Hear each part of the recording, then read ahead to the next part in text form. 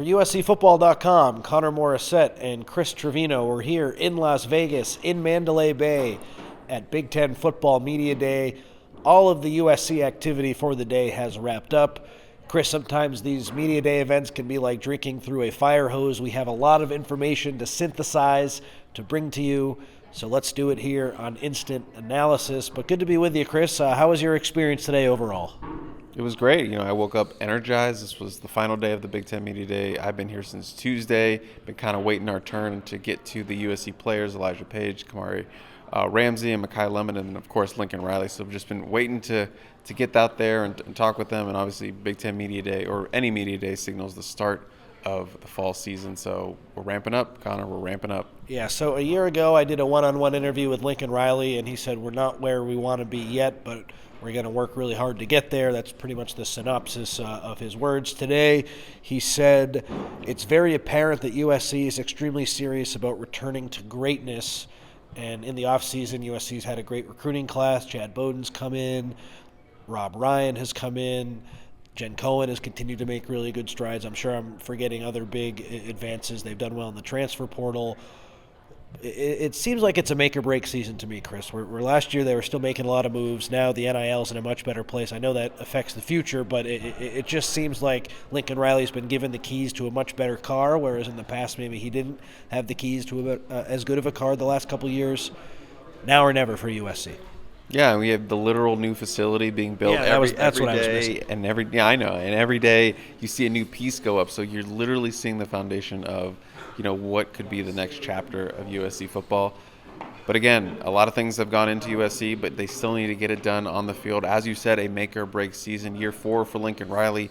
They need to have results on the field after 2 underachieving seasons coming off that 11-win season Lincoln Riley had first year here at USC, and it kind of set maybe an unrealistic expectation moving forward. But now we're kind of at a point where you put a lot into it. You have an infrastructure in place. You have new facilities. You have great recruiting. You have a general manager that knows what they're doing for a new age of NIL and college football. So you have everything in place except for the results on the field. So that's why I think he said those comments. They're building towards something, and we're going to see if it actually comes together this fall in the season with all the kind of question marks you have with this team, new defense, or growing defense, new kind of starting quarterback, offensive line. What's going to happen there? We don't really know. So it's going to be fun, Connor.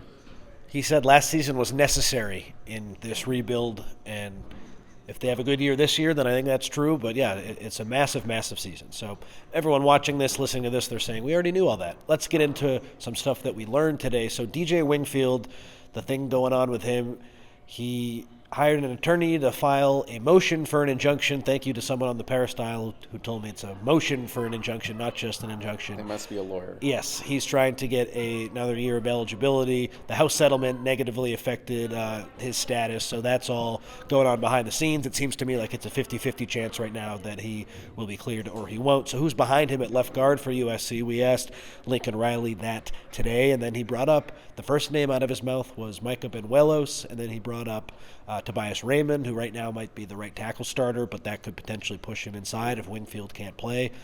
And then a walk-on, Caden Miller, might be another guy who factors into that competition. So hopefully Wingfield can play, and those other guys are potential depth pieces. But if not, Riley seemed confident in those guys. I don't know if I agree with them necessarily because they haven't played, but hey, it was good to have options, and we learned about that. Yeah, I think we spoke about that on our preview for Media Days and the whole Wingfield situation and how USC's offensive depth at guard might be their worst spot on the field. Lincoln Riley actually challenged that and said it might be tackle for them, but USC has very limited depth at interior guard. Micah Benuelos has all the career snaps at the backup positions for guard with 27, I believe, when you factor in, guys like Hayden Treater, Makai Saina, Erwin Taomi, and Kayla Miller as well, who, as you said, is a walk-on. But they seem to really like him, like they liked Killian O'Connor a couple of years ago, now on scholarship, their backup center. So we'll see. Kalen was really close to having a role at the end of the season at the Holiday Bowl when they didn't have really anyone playing. So the Vegas Bowl? The Vegas Bowl, excuse me. Get all my balls confused. Yeah. But, yeah, he was on the brink of having to play there because he was on there too deep. So he got a lot of reps there at the end of in December practices and such. But still, it's not a great situation for USC to be in because you felt really good solidly about 4 of their 5 starters, with Tobias Raymond kind of stepping up into that right tackle spot as we projected. And Wingfield drew a lot of praise in the spring from Zach Hansen and the staff for his professionalism, being a veteran and kind of being able to play in multiple different spots, a potential backup left tackle for them. And, the left guard spot, Emmanuel Pregnon leaves, and now you have this eligibility issue there at left guard. Kind of feels cursed, and that's kind of been a running joke here lately. So we don't really know when it's going to get situated. I believe Lincoln Riley's comments were trying to get it done pretty quick, and they have to – you have the exact quote, but they have to get through it. So we'll see what ends up happening with DJ Wingfield. But USC fans, make some prayer circles for DJ Wingfield and, hope his lawyer can get that injunction through. I think I said Cade Miller earlier. Kalen Miller, that is the former walk-on who might have a chance to help replace Wingfield. Yeah, the official quote from Riley was, we just have to see the process through. There is no update right now. I'll go back to what I said before. I think it's 50-50 that Wingfield will play, so hopefully it lands on the good 50% for USC. And he cannot practice in fall? Correct. Fall camp starts on Wednesday, and as long as this motion for an injunction is still either not filed or still up in the air being reviewed, maybe that's not the right legal term, I apologize, he's not going to be able to practice. So another significant piece of information there. Sticking with significant pieces of information, another one that everyone probably already thought was the case, but Lincoln Riley confirmed that Jayden Maiava coming out of spring is USC's starting quarterback, and barring an injury, it's going to be him in 2025. Yeah, absolutely. Again, we said earlier, if he said anything other than that, if he said, it's going to be still open competition going to fall camp, that would have made us go, okay, maybe Hassan Longstreet, maybe now you're really pushing. But as we expected, Jayden Maiava, this is his team, this is his offense. He is QB1 for the foreseeable future, unless something happens. But for right now, it's number 14 at the helm. And then on defense, we haven't had a chance to talk to Riley since a lot of these transfers have come in.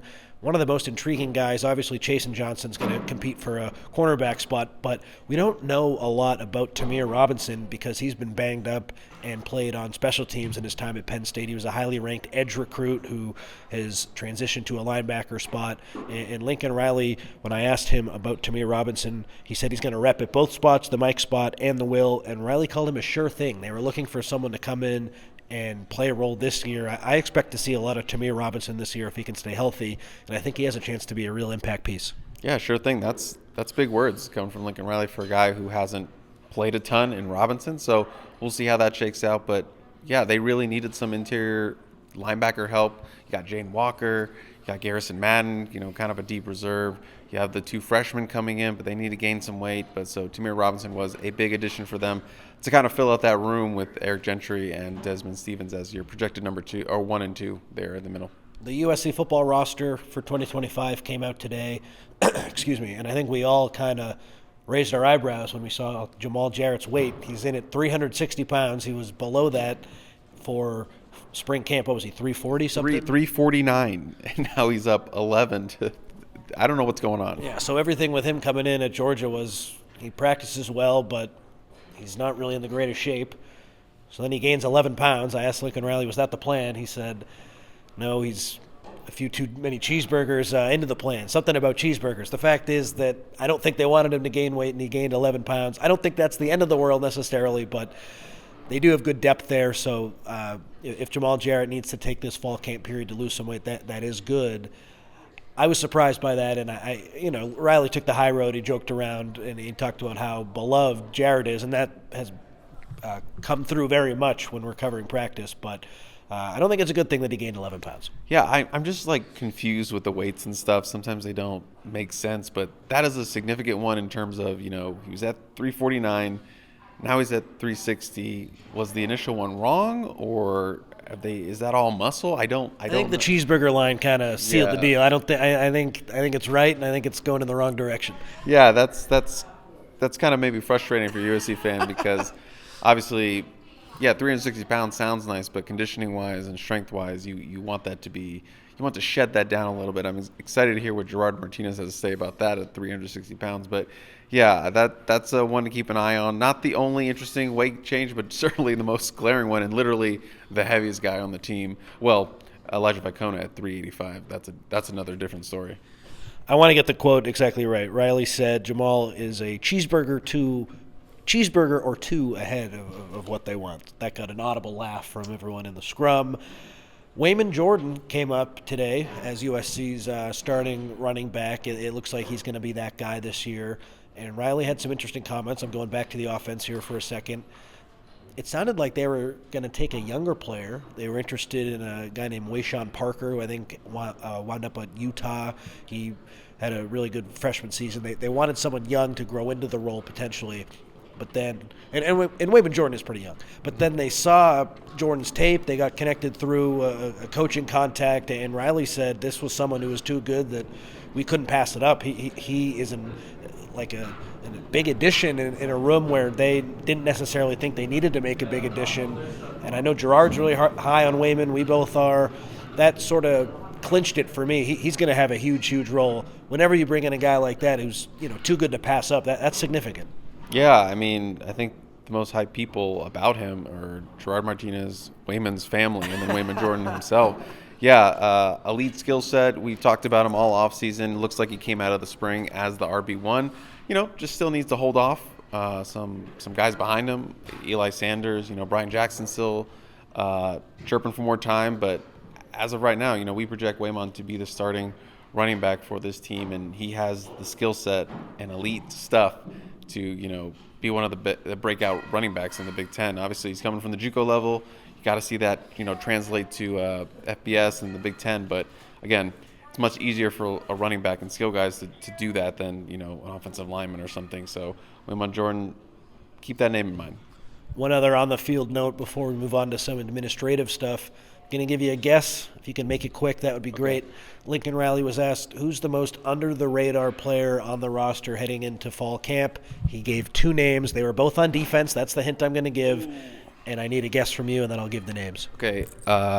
Christian Pierce, and Jayden Walker? Unfortunately, 0 for 2, but it's not your fault. He went with more established guys. Devin Tompkins and Prophet Brown are the two most under-the-radar guys to Lincoln Riley heading into fall camp. Tompkins, we know, is going to be a stud, play a ton, probably start next to Keyshawn Silver. If I had to bet on that today, that's how I'd bet. But Prophet Brown, maybe he plays nickel? I think that was a good little push for him to play nickel. Yeah, I agree. I'm high on Prophet. Then I kind of lost some stock in Prophet, and now it sounds like Prophet's going back up. So I apologize. Number 30 on our most important list, I think. Two very important guys on our list, so hard to be under the radar. Number 30, number 15. Check out that series we're still doing. But Devin Tompkins, I feel like that one's cheating, but I should have picked that one. I shouldn't. No. I was right. He's went with actual under the radar guys. He's too buzzy. He's too buzzy. He's got too much buzz going into this season. I think Devin Tompkins gonna have a monster year. So I bought in all the Devin Tompkins stock I got. But that's great to hear about Prophet Brown. Very encouraging. Okay, to some administrative things. Riley was asked about the travel in the Big Ten last year. Did that affect the win-loss record? We've been down this road before. I'm a little sick of talking about it if you couldn't tell. And Chad Bowden has mentioned this. Lincoln Riley mentioned this today. They're not saying what they're going to do differently, but they have hinted that during the week they're going to make some subtle changes to their schedule, and that's going to have a big impact on how they play on Saturdays at home and on the road. Bowden thinks USC is really close, and he wouldn't disclose the tweaks when we met with him way back a couple months ago when he was first hired, but they're going to do some things differently. Wish we could say what they are, but Riley hinted at that when talking about the travel. Is it as simple as they're going to wake up earlier? I simply don't know, and we have to get that source on what those changes are, because I feel like they'll never tell us, because if it's successful and they're winning and it's helping, they're not going to tell us what it is. And then if it doesn't work, I don't feel like they're going to tell us what it was that they tried to change. So we got to get that sourced. It seems like all the Big Ten coaches are on the same page with what they want for the playoff, which is the 4 automatic qualifiers for the Big Ten for the SEC. If you do that, then everyone says, if we play the 9 games in conference in the Big Ten and the SEC only plays 8, that's fine because we both get the same amount of automatic qualifiers. Riley said that in order to play Notre Dame annually in an ideal world, he didn't say it directly, but talked around it a little bit. It just sounds like that 4AQ model, that's what it would take to play Notre Dame annually, and without that, they're kind of in a holding pattern right now. So that was another big piece of information. We talked to Jay Hildbrands, who's Jen Cohen's second in command, And I said, we know everything with that USC Notre Dame game, but is there a deadline, because they're not on the schedule in 2026, where if you don't have that game scheduled, time has just run out? And Jay said, we're just going to continue to have conversations around that. I don't want to say anything definitive. It sounds to me, Chris, like without these 4 automatic qualifiers, which only the Big Ten wants, no one else does, I think the rivalry might go on hiatus for a couple of years. Yeah, it kind of feels like it's heading towards that direction. Obviously, Lincoln Riley kind of teased this last year at the Big Ten Media Day. That was kind of his one of his big quotes that he had that a lot of people talked about on the national level. Now we're seeing it come full circle here as the rivalry and its matchups are about to expire for the time being. So, yeah, it does certainly feel like it's going to go away for a little bit. I'm sure it'll come back at some point, maybe, hopefully. Obviously, it's one of the greatest rivalries in college football. You don't want to lose that. And, Riley was pounding the table. He's like, I want this. I love rivalries, but I'm going to do what's best for Notre Dame. I'm not the head coach at Notre Dame. I'm going to do what's best for USC. That's kind of the message he was hammering here at the podium up there. And then the smaller podium, very emphatic about it, that he's all about these rivalries, but it's got to make sense for USC in this new age, and obviously pushing for that 4 automatic qualifiers for the Big Ten. We're going to have our full conversation with Jay Hillbrands on YouTube out later this week or next week. We already have our full conversation with Lincoln Riley up there. Every Riley press conference is also up on YouTube. One other thing from the Hillbrands podcast, and I'm going to write a story on this. I guess actually we talked about it off the air, so it's not on the podcast. I apologize. Ticket prices. Fans saw the prices increase with some of the new stuff USC's doing. I'm working on a story on this to get everyone the exact information as to why USC did this. They sent out a release, and some people haven't been happy that they're paying more. Let me just say this. USC really wanted to modernize. They felt like what was happening previously wasn't up to modern-day standards of what it takes to run an athletic department, and I guess that'll just be a big cliffhanger for this story. So look out for that if you're a fan who's frustrated with the ticket prices. One other thing on the Riley comments today, and then we'll get into the players, and we'll wrap up. Bear Alexander came up today. One of the Oregon writers asked Riley about Alexander. He said, what happened there? I remember when Alexander redshirted, and we asked Riley, hey, what happened? He said, I'm not talking about that at all. Today, a little bit of a different approach. He said, I'll always be rooting for Bear. I'll always have a lot of love for Bear. This upcoming season, I'll root for him in every game except for the one against us. Riley really took the high road today when it came to Bear Alexander, and in the moment last year, we all remember that redshirting thing. It was tense, it was frustrating, but it seems like cooler heads have prevailed. Yeah, it didn't end well, the USC and Bear Alexander saga, and he said as much. Didn't mesh well at the end. That was his quote on that. So yeah, I'm actually surprised he talked about it. Yeah, me too. I'm surprised he didn't say no comment. Yeah. So yeah, just sometimes Riley will open up on things down the line a little after. So yeah, he had a crowd with him. He was in the moment. I think he was, wanted to talk about it a little bit, just like he wanted to talk about other stuff. So, but not the travel stuff. No. Okay, let's get into the players, and then we'll wrap up. So you talked to 2 players one-on-one. I talked to Kamari Ramsey. We'll go, you start, then I'll go, and then you can finish.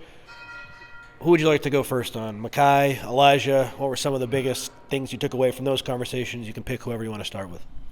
I guess I want to go with Elijah Page. Big man, big tackle, 6'7", 325 pounds. I just want to say, might have been the biggest person we saw at Big Ten Media Day, which is saying a lot because he is a large human being.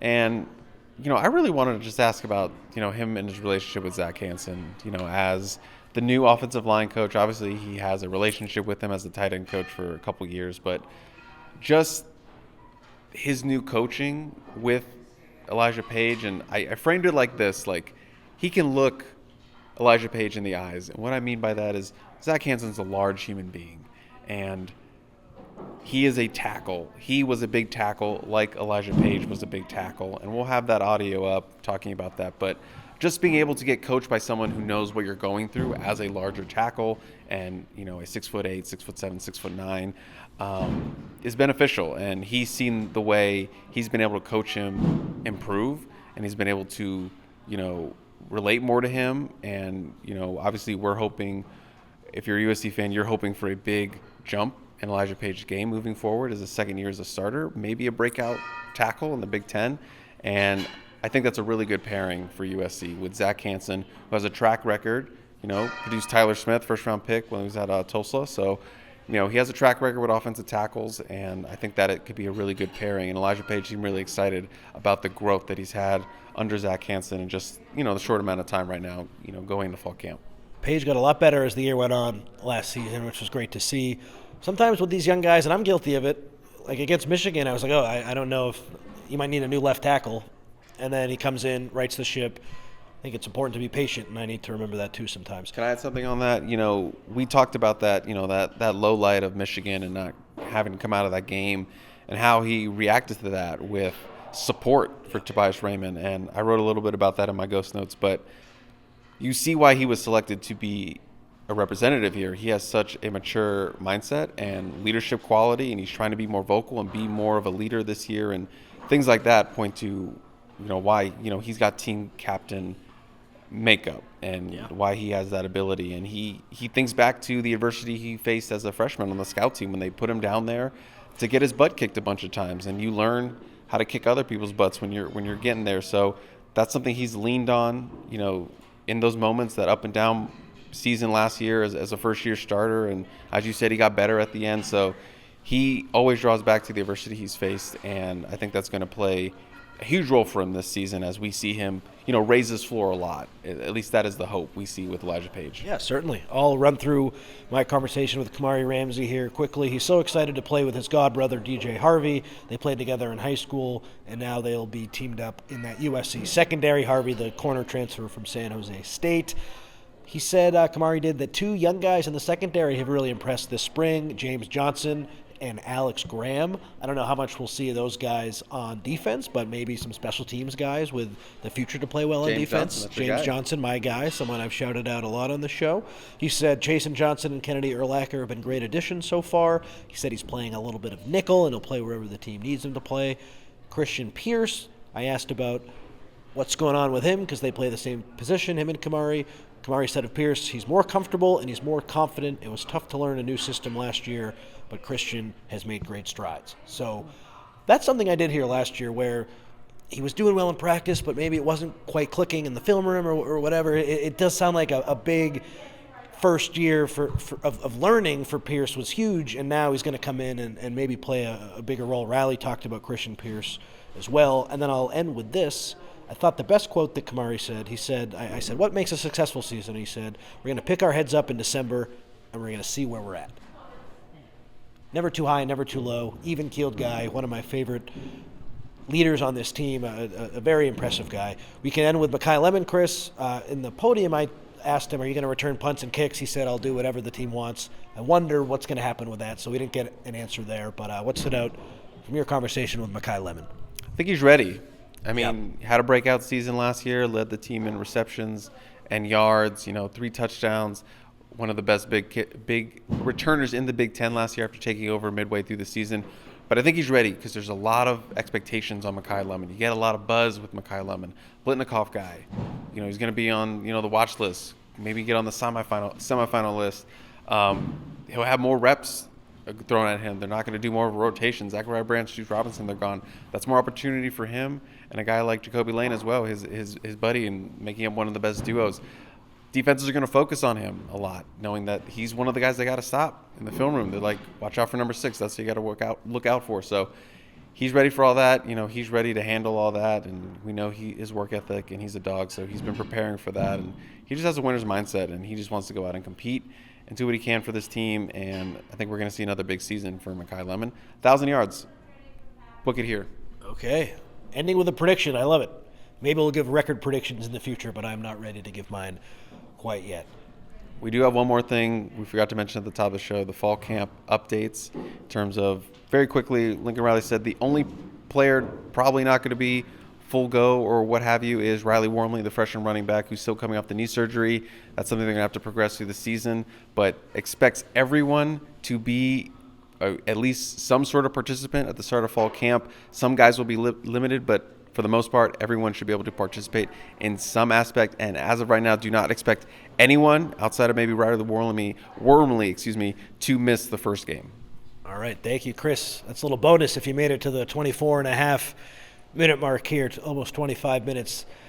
Okay. I think that's going to do it here for us. Instant analysis on or at Big Ten Media Day in Las Vegas. He's Chris Trevino. I'm Connor Morrissette. We got to get out of here. Thanks so much for watching, and we'll see you next time.